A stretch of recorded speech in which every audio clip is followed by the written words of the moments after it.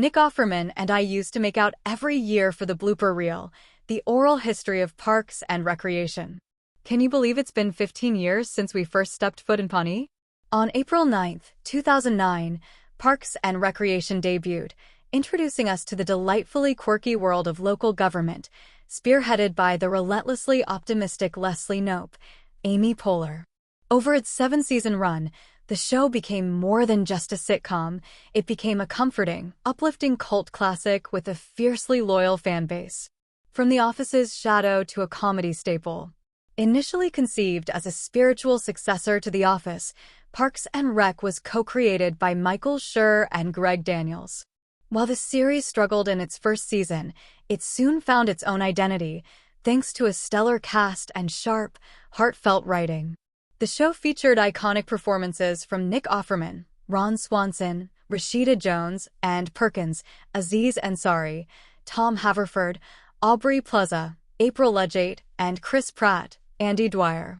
Over time, its satirical take on local politics mixed with deeply human stories made it a must-watch.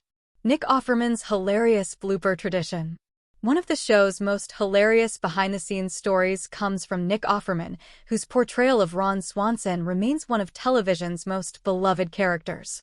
In a recent interview reflecting on the show's legacy, Offerman joked, "Amy Poehler and I used to make out every year for the blooper reel." While he was obviously kidding, the playful camaraderie among the cast was a huge part of what made Parks and Rec so special. A legacy of joy and hope. Despite its early struggles, Parks and Recreation became a beacon of joy. It welcomed big-name guest stars like Paul Rudd, Bill Murray, and even Michelle Obama, all while delivering comedy gold.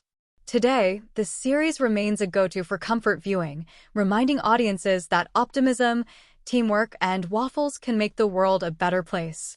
As we celebrate 15 years of Parks and Rec, we look back fondly on its legacy, because in the words of Leslie Knope, we should all be rooting for each other and watching each other succeed.